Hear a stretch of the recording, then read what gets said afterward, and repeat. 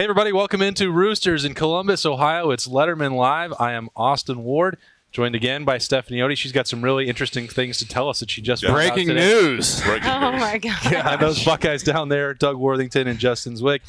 It is defensive backs week at Lettermen Row. There's been lots of it's award list season as some people keep trying to make sure that we can have college football and pretend like it's normal. But, I mean, I can't even start this show another way at Roosters. I mean, Steph just walks in and says, guys, Justin Fields is gone. Fields like, is leaving. Like, what do you want to see to my Breaking We need to news. give them Do you want the to see my backstory. head explode? You guys, Like, that was me. Okay, so the backstory is I knew I was coming on here 40 minutes ago while I was on the treadmill. I got ready fast, was coming here fast, and I get an ESPN notification saying Spencer cleared it up if Justin Fields leads. I only read Justin Fields leaves Ohio State, and I'm freaking out. I'm walking in to go do this. I'm like, guys, do we have breaking news? Is there a season? I had a bit of a heart attack, now, but it would have been great to all be in one place to have a rapid It would reaction have if been Justin great. Fields leaves, but I don't think I would be sitting on this oh patio gosh, with the mac and cheese bites out for Schlegs who's not here. Like, my heart rate is still the coming biggest down. story in college football had just happened. Like, I don't know. The I timing feel like you just sounded made it up weird. to come mess with me. I don't. No, I was. I had to. Threw you off your game I before came we to even the right started. people to Right. clear it up, but I misread the first two-letter word "if." That right there should tell you just like the whole concept of just wrapping your head around the magnitude of what that would have been. Yes. But like what's going on in today's age, like anything could happen that fast. Right. You know, it could be something that comes from the government or something that comes from ESPN when it comes down to a season being canceled. So I think all our heart rates is still a little bit up when it comes down to that topic that you brought into us. But I mean, man. it's just kind of where we're at today in today's world. Well, yeah, because we've heard about it. You know, these guys, these stars, if there's no season, they're probably not going to play again for their colleges. So, you know, it's like, does he or his people know something we don't? You know, Yeah, he's the stepping out already. He's backstory. signed with an agent already. Yeah, you're right. Thankfully, it was nothing. And that's an interesting part to consider with this. Like, I think it's one complication why there won't be a spring season. The NFL is not going to be top of mind for these athletic directors. That's part of it. You're going to lose players, and that would hurt. I wonder about how many people would make that decision not to play in the spring. Justin Fields is going to be a top 5 pick. All right, not a lot to risk. You know, Josh Myers, Sean Wade, Wyatt Davis, they already would have been drafted last year. So to me, in my mind, I think, well, if I'm a first-round pick, I probably wouldn't want to risk it in the spring and go through draft prep. But, you know, they also chose to stay because the window of opportunity to win an award, to win a national championship is small. I can't make a blanket statement that all these guys would leave. Yeah, fair. I mean, but when it comes down to their ultimate goal at Ohio State and the caliber that these guys are at, you almost got to hint at the fact of just kind of shutting it all down and just getting ready for that next league. Playing in the spring that close to a combine or that closer to your dreams would be even more catastrophic if you even roll an ankle. So I remember when McCaffrey was one of the first guys to be in Stanford and say, hey, I'm done. I'm going to shut it down for the bowl season. And we're all like, what? But you seen what he was able to do during that offseason, how his draft stock went up, and now the success he have in the league. And that's what everybody's mindset is on. Yeah, and then another thing to that is, who knows if we even play in the spring, you know? So all these guys are going to say, well, they keep dragging this thing on and on, you know, these numbers keep going where they're going. Who knows what's going to happen? I'm just getting out of here. You know, the NFL is going to go on about their business more than likely. I'm trying to get there. That's been my lifelong dream. You know, I'm not risking coming back here and not playing a spring season. I gave away 6 months. I could have been training to go live my dream. So, you know, that's another thing to think about.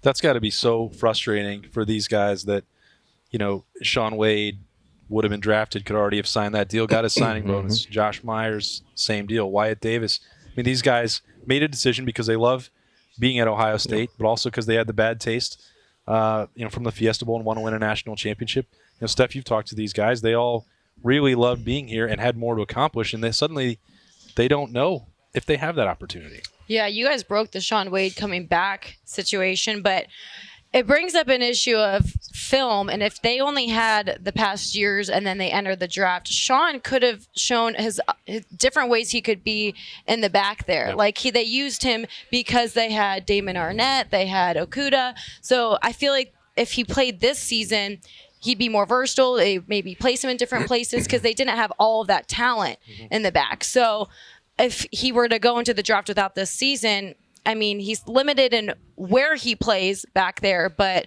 then the guys who come back on other teams, maybe the people who are recruiting for him, they have that film of what he wants to show. So, I mean, it's just, you're kind of gambling on yourself if you stay or if you go. And so he chose to come back, and then this happens. I mean, that I feel awful for him. And that obviously this applies to a number of other professions where you don't know. Professional uncertainty. Nobody thought this was ever going to happen. With everything shuts down. But if we're a football show and we're talking about football players, they made that bet on themselves, and then suddenly the whole equation changed.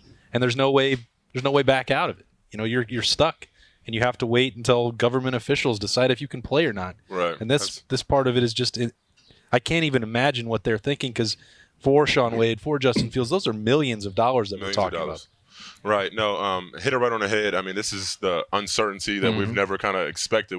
You can never expect a pandemic to be able to cause such mayhem in the sporting world. You know, when it comes down to, you know, how the fall normally is set up, we kind of know that this is camp season. This is kind of going into the, you know, the regular season. We're thinking about, you know, the out of conference games and just how big and all the accolades that these guys are looking forward to trying to accomplish. But now we're just trying and hoping and praying just to have a conference season, just to have 20 people in the stadium, and just to have some normalcy. America definitely needs sports, especially football, when it comes down to what Saturdays are made up and then those Sundays. And to have this type of tipsy-turvy when, you know, one word or one letter could be off and you're looking at a whole different column of just emotions and feelings about somebody leaving that's not going to play in their college career.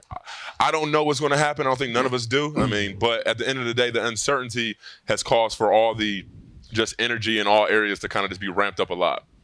Justin and I were talking about that before we started. Like, it would just be helpful to know. Now we're in the middle of July. You know, the timeline has been kicked back several times. Now, you know, Big Ten finally made the move to go to conference only.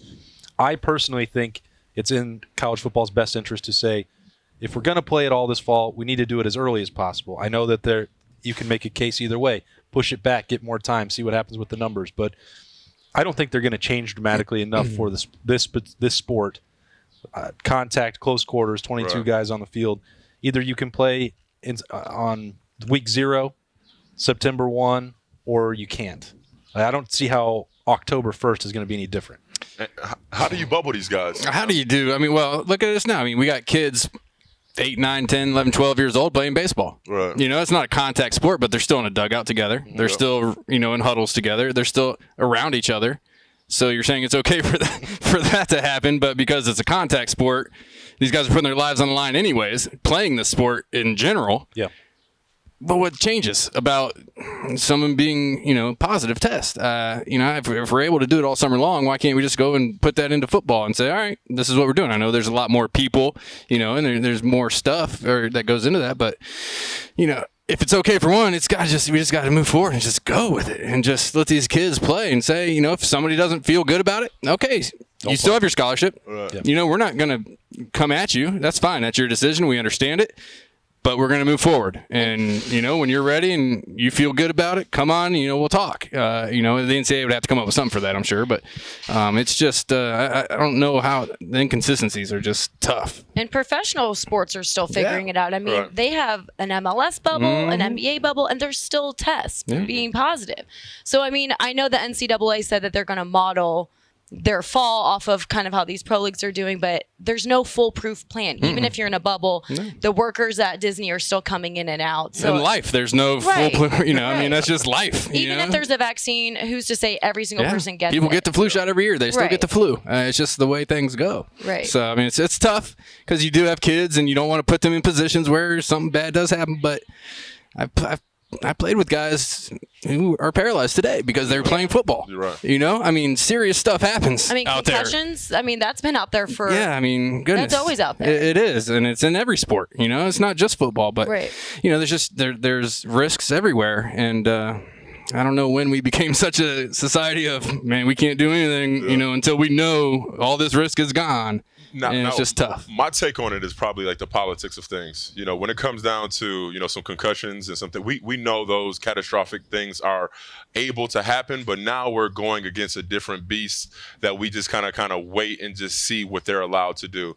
Even NCAA, they got to wait to the you know, the government and the CCCA and all these other different people to kind of put their here touch on the whole spin and what it looks like down the road, listen to science, and then listen to our leadership in the country. So many different moving parts that a university has to make sure that, hey, these are voluntary. They don't have to be here. We're going to shut it down. When it comes down to the season, we'd rather you guys kind of tell us what we can do, and then hopefully we got the things behind it to kind of get it the way it needs to. But it's just like no holds bar. Like nothing is certain right now. Yeah. We have no certainty, and that's what we as humans need, especially with our love of football. And it's kind of got everybody in an uproar. And we really want the safety of the kids, but we want entertainment. We want some normalcy. We want to go back out and just have our lives to be able to resume the way that we think it should. But I mean, we got to kind of sit down and realize that we're in a moment. We're in some history. Yeah. Ironically, I think the thing that fans love the most about sports is the uncertainty. Yeah. Anything can happen. The underdog can win. But right now, I don't think the uncertainty is a fan favorite. Not at all. It's Not at interesting to see how they've handled it all too, because we were talking in June about the return to play model, and there was going to be 2 weeks of this, and that's all voluntary, quote unquote. Then you go into mandatory 8 hours with coaches, which started for Ohio State last week after the shutdown. But now they're being careful because they're saying, well, all of this is still voluntary. Mm-hmm. The Big Ten said that you don't have to do anything that you don't want to. We can't mandate that anyone comes to do this with the 8 hours of instruction. And so even their word choice that they've normally always used and they were planning to use this year, they've had to say, well, we need to come. They didn't know what to call it last week. They're like, reaching out, and I was talking to people at Ohio State about it. Well, you can't call these, mandatory workouurs. Right. Okay, well, what do you want me to call it? Right. Like, I have that's been a game they play a long time back when we were there. but their point for these was now everyone has the option to not play. Well, guess what? You had that before. Yeah. That's the way life works. Yeah, exactly. But now it's like a magnifying Yes. glass on it, right? Because, you got grandparents that you think about and you love, or you got this situation that's affecting home. So now, people are turning on the news, they're turning on their options, and they're like, wait a minute, so I don't have to come? And back in the day when we didn't have to come, it was like an older guy saying, like, no, you don't have to come because, if you don't come, then we're going to knock on your door, and we're going to make sure. Oh, yeah. So it's just a different type of situation that we're dealing with. I don't know exactly, what's right. I actually, a kid named Antonio Shelton, who's a Columbus kid, who's a defensive lineman at Penn State, is around the corner at home. We got a little bit of work in yesterday, trying to keep his hands right and keep his mind right. But it's one of those things where he can't go back because of the parameters of what happened, of him not testing positive, but having like a false positive, or then somebody at Penn State testing positive. So now it's like, do he even come back because he's getting good work at home? Yeah. It's one of those things where like people are at limbo, but everybody still wants football, but they want to make sure that they're safe. So what do you say? What do you do for it? I don't know. I wish there was an answer. I wish I had an answer. There won't be one. So let's just pretend that there is one. Yes. And the schedule's going to be played. It's defensive backs week. Steph was talking about the decision for Shaun Wade and that chance this year he has to be the primary outside corner to take over that Akuda role. If we're talking just about Shaun Wade, for me, I think that that's a fascinating conversation, because I think what he did in the slot, the ability to also play sometimes as if he was a safety, to help against the run, I think he was that chess piece that really made Ohio State click. We talked about Pete Warner being one last week, but Shaun Wade was the same thing. Right. I wonder how hard it will be for Kerry Combs, for Matt Barnes, for Greg Madison to look at Shaun Wade's versatility and resist the temptation to want to keep moving him around, because a big part of his decision was that he wanted to boost the stock and be a first rounder by playing outside. I wonder how they'll balance that. I think that all depends on these young guys they got coming in. A lot, just broke over the weekend. You get a big flip from Clemson coming here. So I think, a lot of that is if they can get him in to camp and, or whatever, as it goes on, see how these young guys do. Because they haven't stopped recruiting. They got players. We've seen it. We have a guy leave in the first round. Next year, we do it again. I think it's huge to have the versatility. And I think coaches probably sit him down and say, listen, yeah, we want to get we want you to play out here to show you can do it. But when we're able to do different packages and kind of mix things up and show your versatility, where, hey, we can take him from out here, lockdown corner, bring him in here, play a different defense around him and have him do something special there. Yeah. How does an NFL team not look at that and say, we got to get this guy? Right. Man, we see him out here locking down, and then he can go and play a couple other positions, in the secondary and play well and be that veteran leaders still from those positions. I think that speaks volumes for coaches in the NFL because they want guys that can do it all. They want you to play special teams. They want you to be able to bounce around and do different things. So I think, once he gets over the fact of, I came back for this. This is what I want to do. And he realizes, maybe by talking to the right people or, he just came back from the NFL, his position coach. Yeah. Say, listen, I would love a guy who could do this, this, and this, and this, Right. and do them at a high level. This is what you need to be doing. How do you not listen to that guy? Isaiah Simmons. I play defense. Yeah, Right. exactly. Play defense. Yeah. Yeah, so Sean, the thing about Sean is, like you said, his versatility is remarkable. But, again, according to the Big Ten officials, we might not know what we're doing at DB, but DBU has been Ohio State. So we have the formula of how to put those guys into the first round. So when it comes down to having Kerry back and his experience and his knowledge, just giving him just a little bit of hope of showing the range could be like this monumental for him. The more you can do in the NFL, because at the end of the day, you might not come in there and plug in right away. But if you can play a little bit safety, if you can blitz off the edge like we've seen him being able to do many a times last year, he can show just the value of bringing him in the first round and keeping that pedigree going. I don't think it's going to stop no time soon for Ohio State. Pandemic season, no season. They know what he can do on film. I think he's rated top 3 cornerback wise. And then when it comes down to maybe that, that jump, far as that, whatever all season looks like and combines, whatever workouts look like, he's going to make it and still keep that legacy going. Yeah, it was pretty clear how different that defense was once Sean Wade was out in the festival. right. No doubt. Yeah. And Combs likes to have 2 safeties, so I'm kind of curious as to see how they go with that.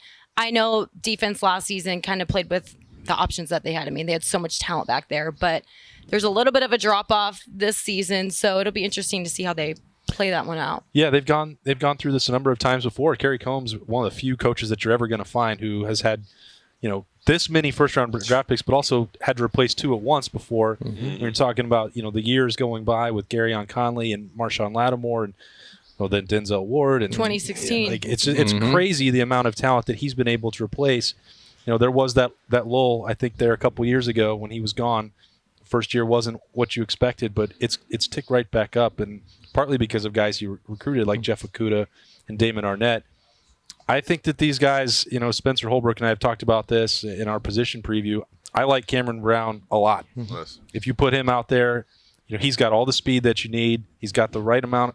He's got the confidence. You can see him starting to talk a little bit more on social media, which these guys, the BIA That's the unit, confidence they like to talk I out like there. it. Jay-Z knows that. They're chirping. Oh, yeah. But they chirp.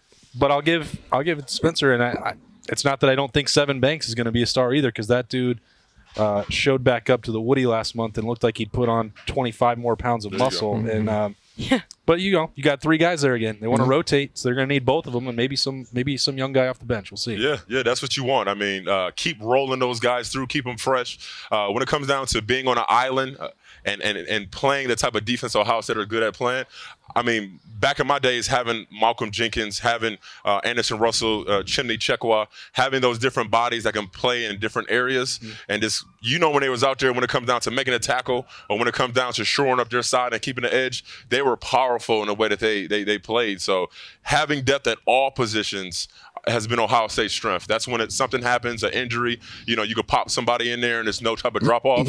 So having Wade as that premier guy in the DBU, like Ohio State has been, those other guys will raise the bar. The pass rush will be there. Coach Johnson will make sure those guys get to those guys. And, the linebacker core might be the strongest it's ever been with Barron be back there in the senior year. So I think the defense is going to be some problems, definitely. I can't ever believe it, Jay-Z, when they have these DBU arguments. And it's like, oh, it's Texas, it's Florida, it's LSU. Like, I don't. It's mind blowing. It's not any of them. People just are haters. How can you possibly look at the results from the last 20 years and come to a different conclusion? Like, there's sometimes they put out the graphic and they don't even have Ohio State. They don't even put them on there because they know you just can't do it because you can't compare.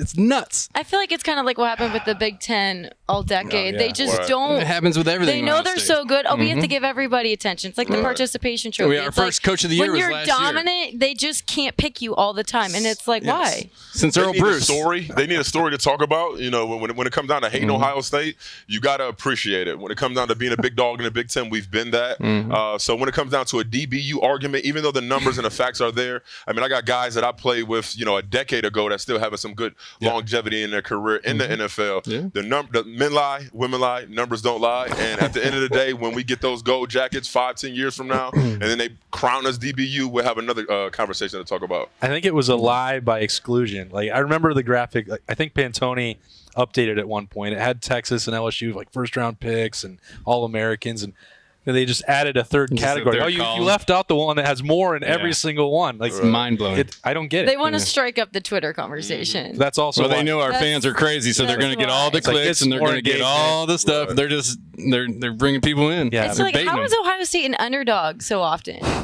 I mean, Because people just want them to lose I just so don't bad. get it. They want us to go down. It's We're amazing. one of the most dominant programs yet. There's always a chip on the shoulder, like, oh, there's something to prove. But historically, they've been dominant. I guess if we wanted to expand our reach for Lettermen Live at Roosters, we would just start talking about how Ohio State isn't very good. Yeah, I mean, all these Michigan.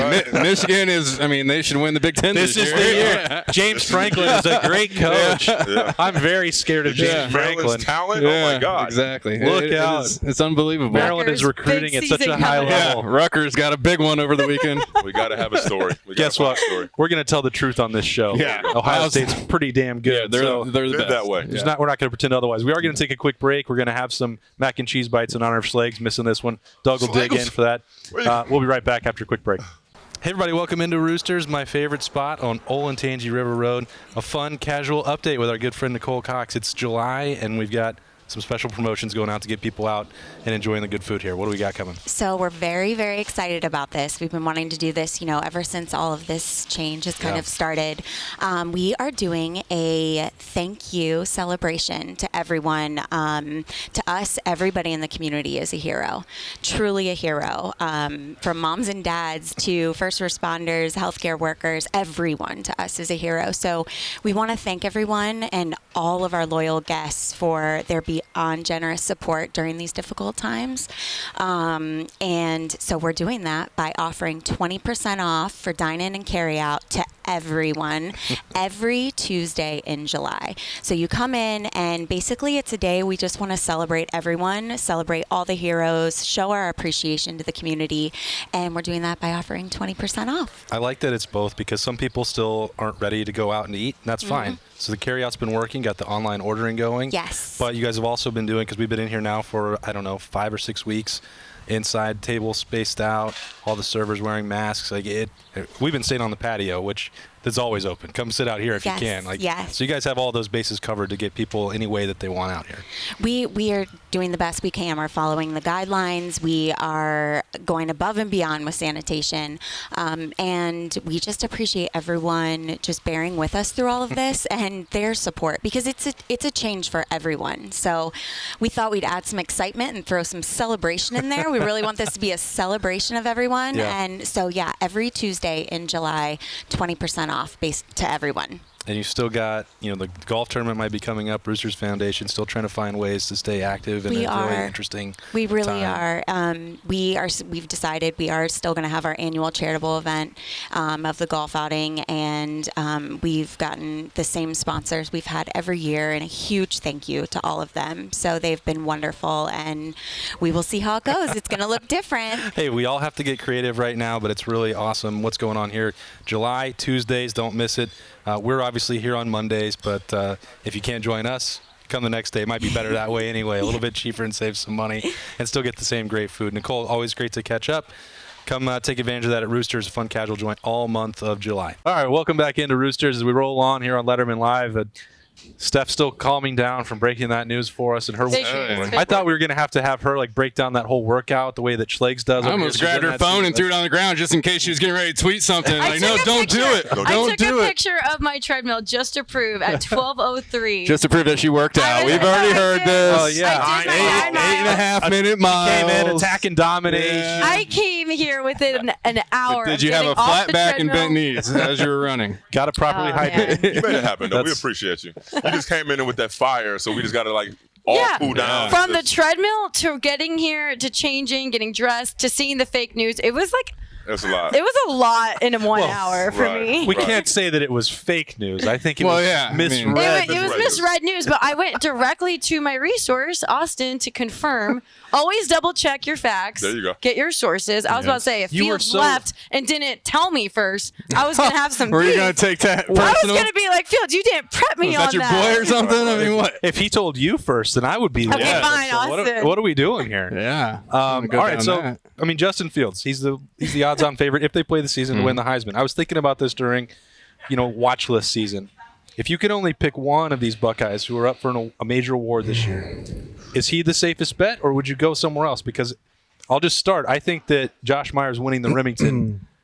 I do believe that Fields will win the Heisman, but if I had to say which one is the safer bet, I would take Josh Myers. I think he's far and away the best at his position, and winning a position award is going to be a little bit easier than being the best player in all of college football.